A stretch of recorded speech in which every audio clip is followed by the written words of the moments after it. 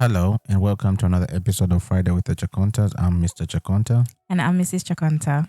And yes, we're back with our series of FWTC Reacts. Yes. And yeah, so... before I get in with the story, just want to say thank you so much to those who've subscribed. Thank you to our listeners who, share, you leave comments and you like and you share with others. We really appreciate you. If you're listening to this and you haven't yet subscribed and you've been listening, please do subscribe. If you're new to the channel, do feel free to listen to what it is that we're talking about. Look through our other videos. And if you like what we do, please do subscribe. Okay. Yeah. And yeah, subscription. It just takes a few seconds. So, literally like a click and that's it. And a like, give it a thumbs up as well. Thank you. And you also get to know when we release another episode. Yes. If you turn on your notifications, then you know every time that we've got another episode. And sometimes we have some bonus episodes, so they don't always just come out on a Friday. Yeah. Okay. So yeah, what's the topic for today? So the story goes, I am a wife and mother of 4 children, 2 girls and 2 boys. My oldest daughter, who is 26, has been living in the UK for almost 5 years now. My husband and I had sent her to school there, and she found a job after she graduated. She decided to settle there, and we supported her decision. Recently, our daughter came to us with some very good news. She was engaged to marry a white man that she met right there in the UK. As per tradition, we asked that they come back home so that we could meet this young man and discuss the way forward. We even sent over some money to help with their flight arrangements. They came through and sure enough, we met this man. He was a very nice young man, good enough for our daughter. Even though my husband had his reservations about him at first, he eventually warmed up to him and we proceeded to discuss bride price. Discussions went smoothly and we charged the family of the man. We asked him to go back and take the word to his family of what we discussed. They went back to his parents and gave them the word. To our surprise, my daughter, communicated to say that the parents of the man totally refused to pay any of the amount. They are saying it is absurd to their customs to pay such an amount to us for the bride. My husband has been very, very bitter about this. He has vowed to make sure this wedding does not go on. On the other hand, my daughter has been crying saying she loves the man and really wants to marry him. There has been a lot of tension with my daughter and her father not even talking to each other. My husband is demanding that she comes back home immediately while my daughter is bound to go ahead with the wedding with or without our blessing. I want what's best for my daughter and it is only our tradition to charge lobola. Please could you advise on what to do? Yeah, any thoughts? I'll leave that to you first. But I'll clarify. Lobola means bride price. It's the same word as bride price. So based on where this story is coming from, it's coming from an African context from Zambia. We use the word lobola. Lobola is not only a Zambian word. You can is get it not? Yeah, you can get it also in South Africa. It's mainly a Southern African term. Okay. Yeah. So let's say this story is coming from Southern Africa. Yeah. And they're using, that's true actually, because it doesn't necessarily mean it's Zambia, and they're using the word lobola to indicate bride price. Which is bride price. And for some of maybe our listeners who are from the Western world, they'll probably think this is foreign to them. And maybe I understand where they're coming from, especially when you're trying to merge 2 cultures together. People would look at it and say, oh, this is absurd. But this is the aspect of you're blending 2 cultures together. Yeah. And in the process of blending 2 cultures together, there has to be a lot of preparation, especially in the context of if you're dating and everything like that. So I think personally on the girl's side, she did not prepare her husband to be of this is our custom. Okay. And maybe, I don't know, because I think there's also another side where I may also see maybe her parents, because sometimes these people parents don't talk about these things unless the aspect of marriage is now on the table. Then they start telling us these traditions. when we've grown up in a different way of how we view marriage and love. And but so just on initial aspect, it's a tough situation, and whenever you're going to blend two cultures together, it's always going to be tough. Yes. And I think that's why it's so essential that when you're dating, especially multicultural or interracial, learn each other's customs and learn what before you even make that decision of actually getting engaged. Because I think the other side is probably she got engaged and then told them, which I think is also wrong.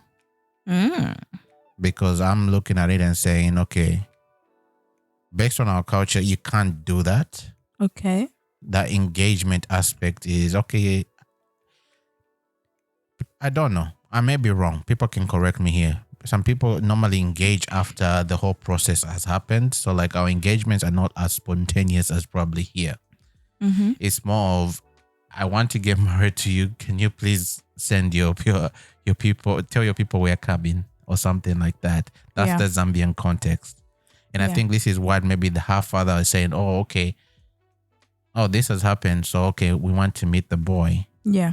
And I think sometimes maybe for us, I think there's also something wrong with our culture. They want to meet the boy when a lot of commitments have been made.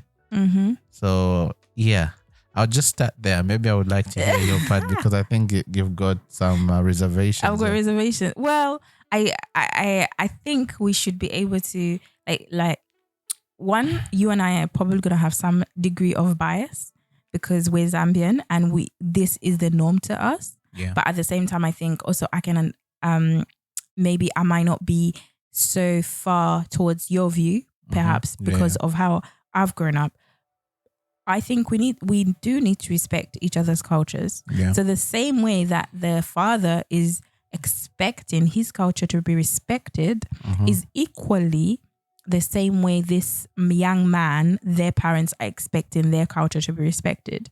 And I think this is where the question, this is how, so what do you do when you have different views? So I don't think it's wrong, because I think you said you felt that it was wrong for here. I don't know, you made a statement saying something like, or you think it's wrong. I don't think either culture is right, and I don't think either culture is wrong. No, I said it's not right for them to get engaged without I see what you mean. So you feel, I don't think that's wrong either. That's wrong but let's because say even you're using the culture. No, but even from this culture, I don't know about now. A long time you probably have to ask a parent. Yeah, you'd have to ask the father, the father yes, for the daughter's hand in marriage. But for them, it looks as if that has not happened. Yeah, but that doesn't mean it's wrong. I think if you use the word wrong, that means what about in cultures where it's the other way around, where the woman is the one who has to ask for, or the woman's family have to ask for the husband's hand in marriage. I don't know I don't know of those cultures, but I'm sure they exist. There are multiple cultures in this world that we're not exposed to. Yeah. But if we go with the mindset of saying we think that is wrong, then that's where we now feel like we're more entitled to our culture. And so in this scenario, it seems like the man's family are just like, oh my goodness, like we'll never do that. Like they're completely wrong in making that decision. There's better ways of communicating, and there's better, and which you've addressed quite well when saying, well, hello, like why is this on you? This is something that should have been prepped from the beginning, especially this young lady knowing where she comes from. It's not uncommon. Like we know about lobola, we know about bride price, like even as we're growing up.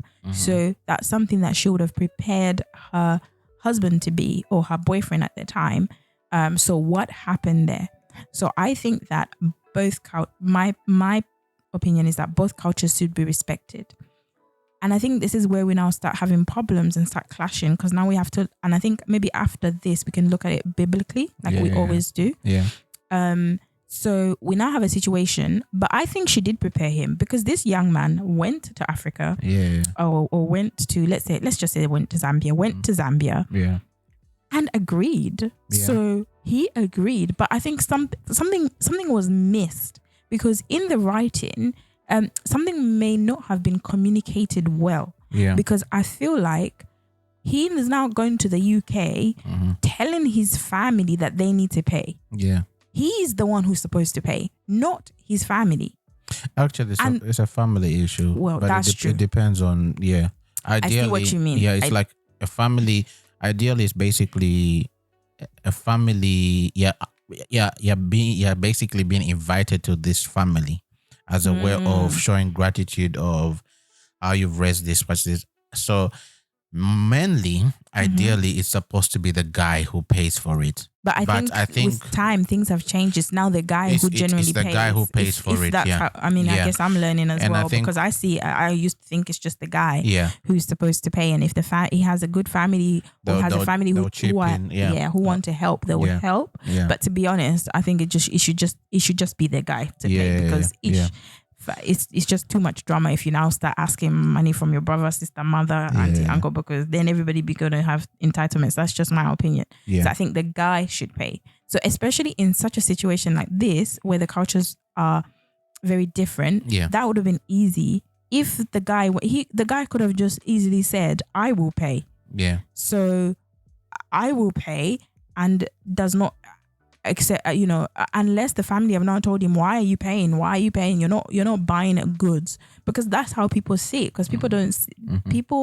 don't it is very, I think because we're so used to it, we're just like but actually people are not used to it. This is like it's almost like you're purchasing a commodity, like it's an item. Like, no, I'm not buying my bride. And so people miss that. And I also think that especially when you are having somebody of a different culture, the other family, the question is, how much did they charge? Did they now forget and say, okay, this is a different culture, they're not used to this, so maybe we would usually charge, I don't know, 5,000 or 1,000, because when you equate it, it's not that many thousands of pounds, to be fair. But if we usually charge 1,000, maybe it's not about, because I think sometimes we've now gotten, so even our culture, bride price has now become a form of making money sometimes. It's been monetized. Yeah. Exactly. And it's like, it's not about the amount, but we always are, it's about the amount. We're putting such high prices. Oh, she's in the UK, she's going to university, I paid for da-da-da-da. You put in so much high, and you're missing the point. And in something like this, is about being sensitive to another person's culture and saying, usually we would charge a lot, but obviously we understand that this is very different and new to you. So perhaps we can just expect something small, a small token for as you showing respect to our culture. I don't really think this is such I can understand why it's such a huge clash, but there's a lot of wisdom that can go into a situation like this that can allow both cultures to be respected and for these two lovebirds to go on and get married. But I agree, I understand, but I don't think what you were saying is right. But I also understand here if you read the story, it's not like if it was a certain amount, they would probably say that. But here it's like they're saying any price. So it's like they don't want to do anything. So it's like they are not even willing to meet halfway. Oh, that's true. They refuse to pay any of the amount. That's true. Yeah. And I think that's also wrong on their side, because they're not. That comes off like disrespect. You're disregarding my culture. But then they also feel, let's just say for this talk, I'm gonna side with the man. Yeah. And then you side with the woman's side. Yeah. I also feel that you're not respecting my culture, because we don't pay. But you are marrying into my culture. No, I'm not marrying into your culture. We're marrying together. No, but you want to get my daughter, and you want to get my daughter is who's marrying into your culture. No, but my son is also your son. My son is also marrying.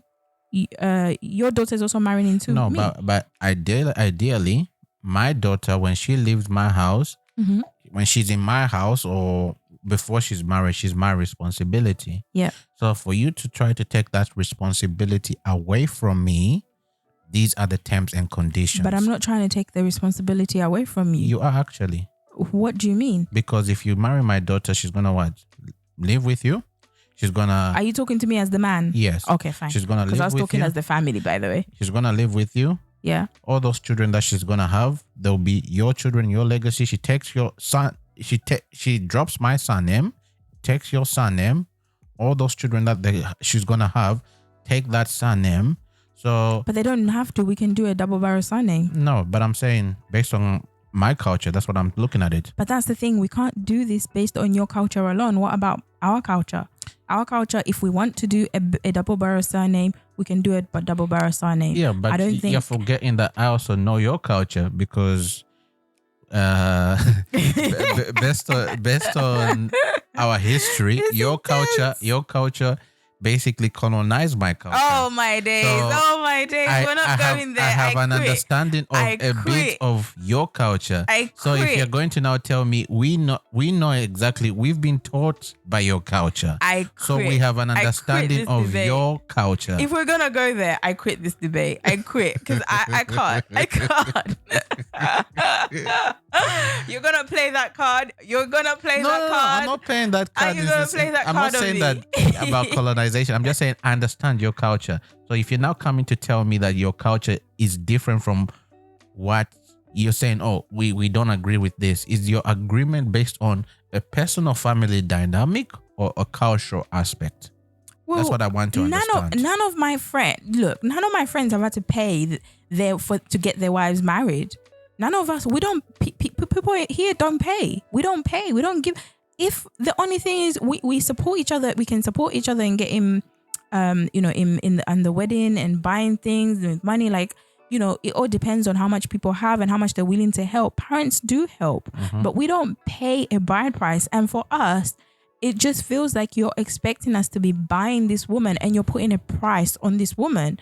And I'm just saying that's not something we're used to, but I'm not, and I understand that I also need to respect your culture, but I think we need to kind of meet halfway.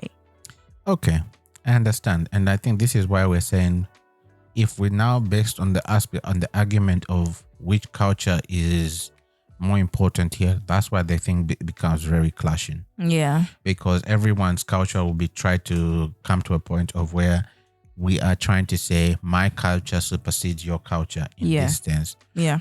Ideally, I'm not even talking about it from a biblical perspective, but I think logically, before you get married, I think probably the woman's culture plays a bigger part. In the context of marriage, the man's culture plays a bigger part than the woman's. So you're you're uprooting somebody out of that culture. And there has to be terms and conditions of what that means to uproot somebody out of their culture. But I think that's where the reason we're having these issues is because it comes down to biblically, because those ideas that you're saying, I'm not saying not even biblically. No, but it stems from a biblical perspective. Yeah. Because biblically, because the whole point of marriage is a Bible thing. Marriage is a godly thing. Yeah. Marriage is something that God created. Yeah. So the reason we're having these problems is sometimes we take God out of it. We take God out of it and we try and make our own cultures. We try and make our own definitions of marriage. And so we have problems. Yeah. And these problems that we're having are because God is not at the center. God has been taken out of the idea of marriage. Yeah. That's why in this day and age, anything can marry anything. Anything is called marriage. Yeah. It is no longer a union between man and woman. Yeah. It is now a union in different different elements. Yeah. We will call it marriage. Yeah. We will use the definition of marriage. We use it loosely. Yes, exactly. But if we take the real definition of the real definition of what marriage is and what God created marriage to be, and then it is easier to navigate some of these challenges. What you're talking about the asking for the father's the whole idea of asking the father's hand, blessing or the hand in marriage from the father. That's a biblical principle. If you look, it is. If you look at the first marriages after Adam and Eve, and how it was done, and even when you look at the whole ideas of Loyola, you can see that. You can see that in certain examples biblically of people presenting gifts and asking for their daughters in marriage and taking the last name. It was to be fair, although we don't kind of see that per se, but you can see that this woman is going under, is now under the headship of this man. Yeah. And so we're not having this whole question of, yes, we can use my surname and your surname. Like, there's no question about that. Yeah. We have now decided to make our own ideas of what this marriage is. Yeah. We've now decided to say, oh, well, we can do that. We can do that. We can do that. We can pick this here. I like what they did. And gradually with time, we've started to formulate our own culture. And that's why we're having these clashes. Yeah. These two getting married, we now have two complete culture clashes. Yeah. And when we should be one in Christ, the question is, if we're one in Christ, all of these things, these are things that we don't even need to be arguing about. Yeah, I agree with that. But my question is even on the issue of biblically, I think biblically there's also another aspect where maybe I'm the only one who thinks this, but I think that God has also given us a freedom to express ourselves in our culture as long as it's not sinful. Mm-hmm. So cultural aspects of how we do certain things, what is the process of actually getting married? I don't think there's a set stone of saying this is how this needs to be formulated. As long as, personally, from a biblical perspective, as long as these two people who are getting married are both believers. If it's from this. If certain cultures basically said this is how we need to get, let's respect that culture. In the other side, if there's certain other cultures which are saying let's also respect. So here is basically how do we meet halfway? The problem here I can see is they are both at extremes. The parents. Because she's saying her husband is basically vowing and saying this should not go through and come back or something like that. The other side is basically saying we're not going to pay anything. And I'm saying this already shows an aspect of those two people are united, but their families are very strong-headed. Yeah. And because of the strong-headedness that comes out in those situations, we see that now there's a complexity here, and there's now a clash and there's tension between how do we conduct this marriage. So now there is going to be a certain place of one person will feel not respected. And as also when we're trying to get married, we try our best to also respect our parents and everything like that. But I think there comes to a point of where there has to be a lot of wisdom here. That's why it's also good for us to go to people who are wiser, who've been through these situations.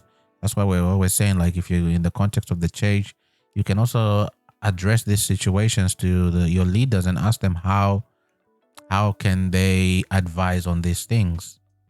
Maybe sometimes it's also they can also sit down your parents and say, okay, this is how we're going to conduct it. And I think also sometimes it's also maybe it comes to a point of where you have to make a decision. If you feel that God is calling you guys to be married, sometimes you have to basically say, okay, we'll get married and then we'll fix the damage afterwards, which I don't recommend. But I think sometimes it calls to those situations. Yeah, I think there's a lot. There's a lot in this, and I think we allow culture to now become the stronghold, have the final say. Yeah. And I think in this situation, that is the example that we're getting. Like you said, they're both hard or strong headed, or in what their beliefs are, and they want to stick by them. Yeah. And as a result, and so we've allowed culture to make the final say. In regards to what they do next, I think it is a difficult one. I don't think, like you said, I don't think there's a clear step-by-step guide on how to get married, but there is a lot of good examples on how to do it in the Bible. Yeah. But that is the thing with a lot of things. Yeah. So I think if you do look at it biblically, I don't think someone saying that they want Loyola is actually out of this world. No. So that is actually we've got a good biblical example of that. Yeah. And the question is, what do you do now? Like, is it a command? Do you have to do it? Do you not do it? That's another question. Yeah. But what do they do now? Like, what advice would you give them? And like you said, speaking to other people who can speak into your marriage or speak into your life. But this girl has been living in the UK for a long time now. Yeah. So it's quite likely that even a lot of her thinking, she's surrounded by people who think in a particular way, because she is now saying, I'm going to get married whether you like it or not. Do you think she's saying that? Yeah, that's what the mom said. The mom is saying there's been a lot of tension. My husband is demanded. Oh no, I saw it somewhere.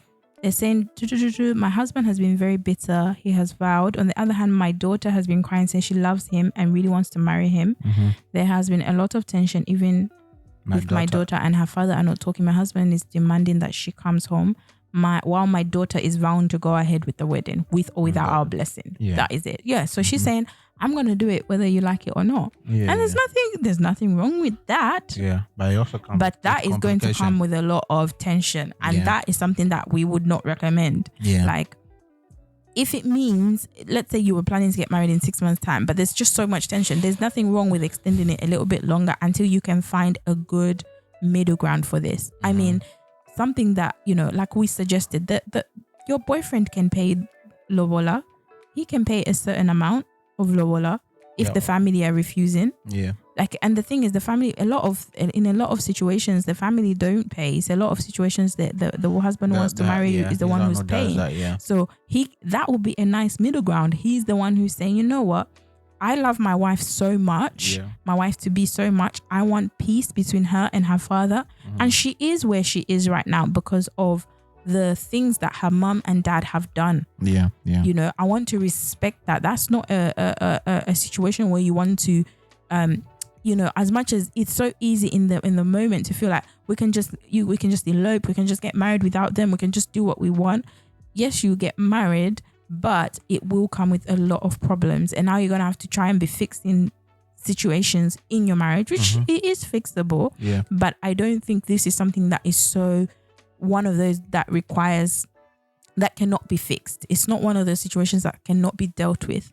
You can find somebody who you can, even you as the daughter, I think you also have to calm down because your father is also he's the same way the family are saying this is absurd. Yeah. This is exactly the same way that your father is feeling. So now basically if you go ahead with the marriage, it's almost as if you're deciding to side with your husband to be his family and disrespecting your father, who is currently your head at the moment. Yeah.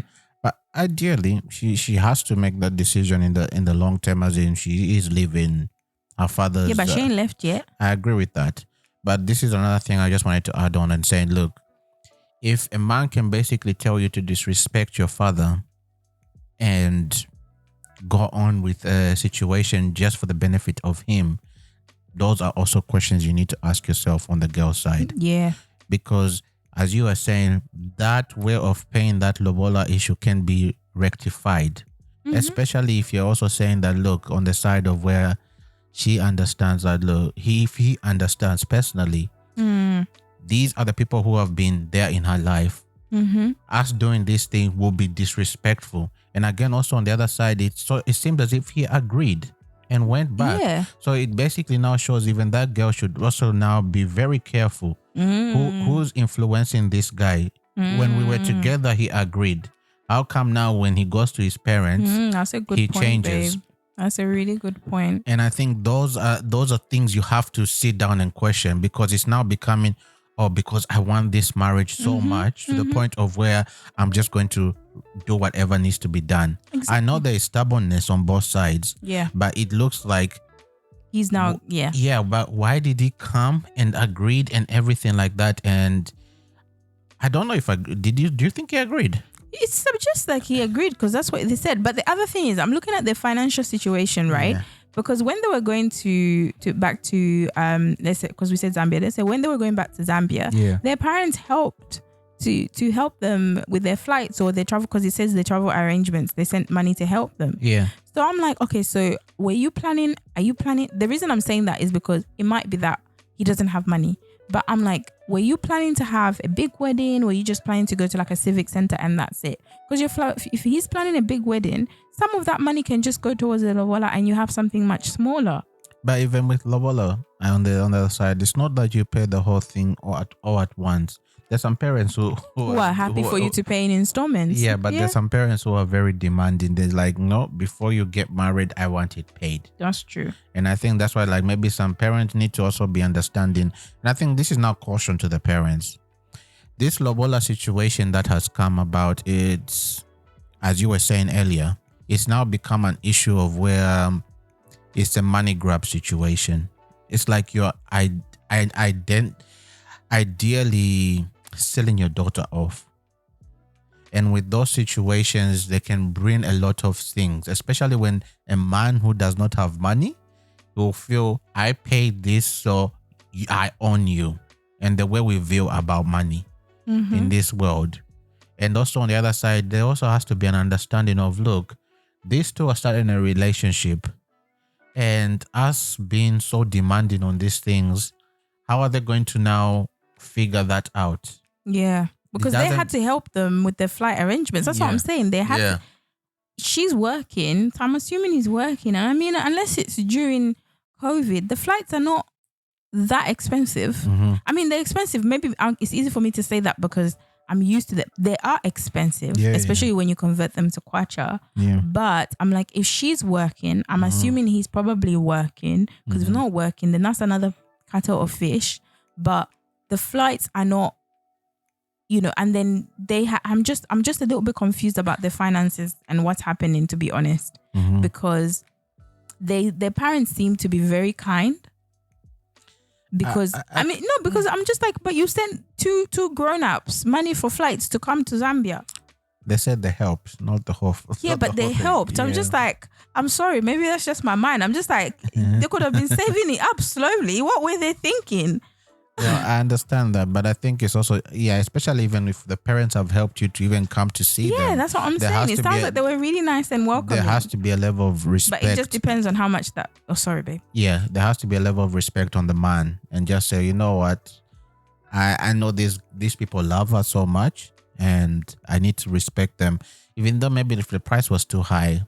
That's exactly what I was gonna say. I'm like, maybe the price was really... Maybe they quoted them in pounds. No, but the question is, you can also renegotiate. Sorry. Find somebody who can talk to you, and I think this is also why it's really helpful when you have a church that you go to, so that you can have people who can speak into you impartially. Yeah. Because it's really hard if now you're trying to get advice from your mom. Your mom is torn between her husband, her daughter, and wanting her daughter to get married. Yeah. And then you have another situation where it's really hard to get advice. And I think that's why you're torn. That's why I think, based on Zambian culture, maybe he did not know this. If he went to basically make an agreement for himself, maybe that was the situation. That's why you always need to have somebody who they call a middleman. The middleman will see what... That's true. He could have just gone there by himself and they told him. Yeah, he would do it based on that will favor you. Because the middleman is negotiating for you. So he is coming and he's basically saying, I want what's best for you. So it's also maybe a level of ignorance on... Both of them. On both of them, also on him. Because she could have told him. Yeah. But then it depends when she came to the UK. But again, you research these things and you talk about these things. Did she say she's been there for 5 years? No, I think she came. My oldest daughter lived in the UK for almost 5 years now. Oh, she came when she was 21. Yeah. She ain't that young. Yeah, so she definitely knows. She knows all these things. And she has an uncle. I'm sure that she can. I'm assuming anyway. I'm just saying. Maybe she doesn't. Yeah, and I think these are the complications. That's why we're saying, look, marrying in different cultures. If we now, let's say we had to have a conclusion on the biblical side, marrying in different cultures is not wrong, but there has to be a level of caution because you're marrying into different cultures, and there has to be a level of understanding those cultures. Yeah. Because I've also seen other people I know who've been married into different cultures. They found it hard, especially when the demands of a certain people, and they're like, but we don't do this. And now the person who you're marrying says, but we do this, and all that stuff. So now there becomes a level of tension.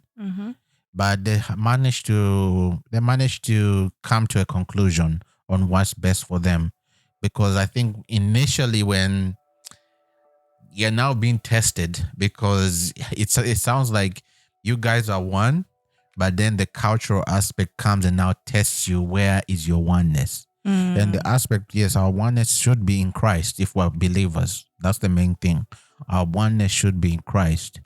But we also need to understand that God has placed us in different unique cultures and whatever, because if we just say, forget about your culture, then that's not a representation of what is in heaven. In heaven, we're saying there's every tongue, nation, and tribe that is there.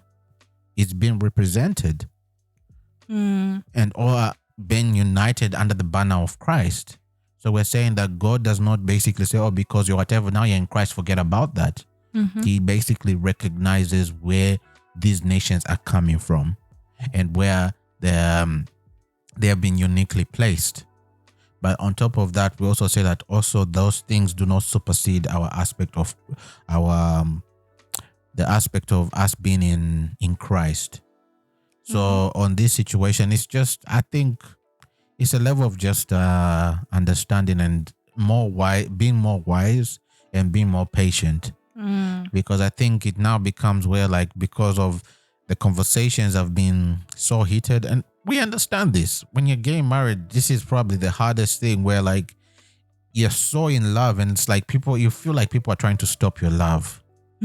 And you feel like, I'm just going to do A, B, C, D. And just like, for you, you've planned so much to the point of where you've said, on this day, I'm going to start my new life. And you feel like somebody's just putting a roadblock towards that. And you become heated, and you feel like, because you're like, okay, I'm married, but why am I supposed to be doing this?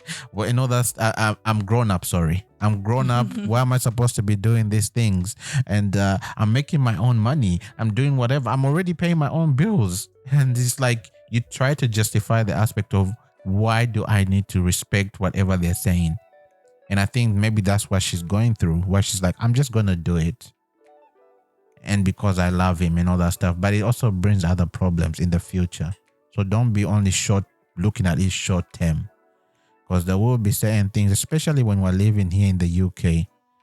We also need to understand, like, when you start to have kids, these are the same people who you'll be calling your parents, especially based on our culture. The woman's mom is very active in the aspect of, especially the first time when the child comes, they're very active in trying to help. Yeah. So those are the same things. It's like now even you're alienating by your decision. Yeah, no, definitely. Your parents, you still want your parents. Like, it's not when you get married, forget about your parents. You still need them in so many different ways in your life. Yeah. So you don't want to burn those bridges. You don't want to, and marriage is tough. Marriage is tough. Yeah. You're gonna be wanting to cry to your mom, or getting advice from your mom and dad about how they've maintained their marriage. Like, marriage is not easy. So yeah, trying to find the best way. Like, I wouldn't say rush into it and start saying, no, if he doesn't want, I'm not going to get married. I think this situation, your husband to be can make this very easy for you. He can make the choice to put you and your father's relationship first and figure out how to pay or ask for a reduced price from that lobola. Yeah. That would be my probably advice. Also on the other side of that, I think the mother probably knows. The mother should be well placed to also give the proper advice here. Because she also, based on what I'm seeing, it's like her husband is very hard-headed. Yeah, I feel like he sounds quite stubborn. Yeah, and if that is also the same case with the husband, that's the girl who's getting married, the fiancé.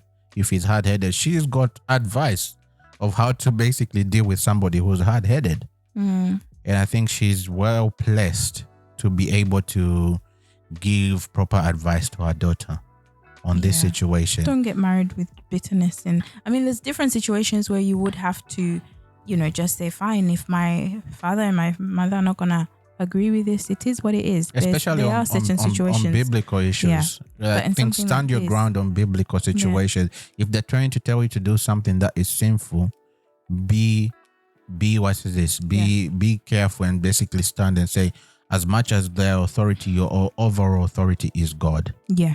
And I think that is one of the things. Yeah. And I think for something like this is something that can be sorted out. Yeah. So anything else you want to add? Nope. Okay. So yeah, thank you very much for listening to our react on this is it a story or a situation? Situationship. On this situation. And we hope that our advice and whatever we've contributed is something that has brought some wisdom to anybody who's going through a similar situation on this. Yeah. And if you don't agree, or you want to add anything else, please let us know in the comments, and also like, as we have said, and also what else? Share. Yes. So and subscribe. Yeah. So until next time. So thank you very much for listening, and take care and God bless. Bye-bye. Bye.